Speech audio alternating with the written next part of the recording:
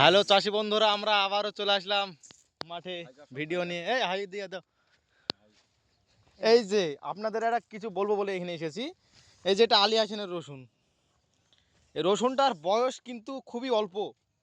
রসুনটা কিভাবে ফাটছে দেখতে পাচ্ছেন? এই যে রসুনটা ফাটছে, দেখতে পাচ্ছেন? এই যে ফাটছে, এই যে রসুন ফাটছে, এই একটা বিষয়। রসুনটা ফাটছে, এই একটা বিষয়।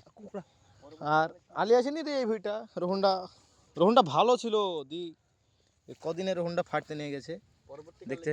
পরবর্তীকালে কি হবে এখনো বোঝা যায়নি। আর এই যেটা আলী হাসানের সেটা তো না, এই কুকড়া লেগেছে জায়গায় জায়গায়। হ্যাঁ, তো কি বলছেন আপনি, বলেন এই রসুনটা নিয়ে।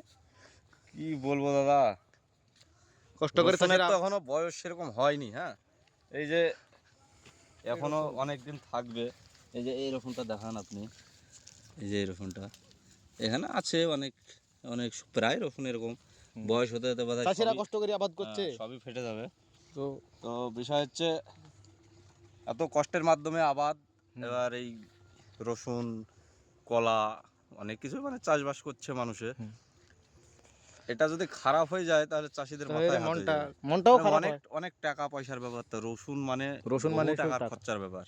এটা বিষ কিনতে গেলে কমসে কম, পোকার বিষ কিনতে গেলে আপনার কমসে কম 150-200 টাকা লাগছে। হ্যাঁ, এবার এই লস হয়ে গেলে তো মুশকিল না আবার। এবার চাষিরা খাবে কি করে? চাষিরা খাবে কি করে, সেটাই তো বলার কথা।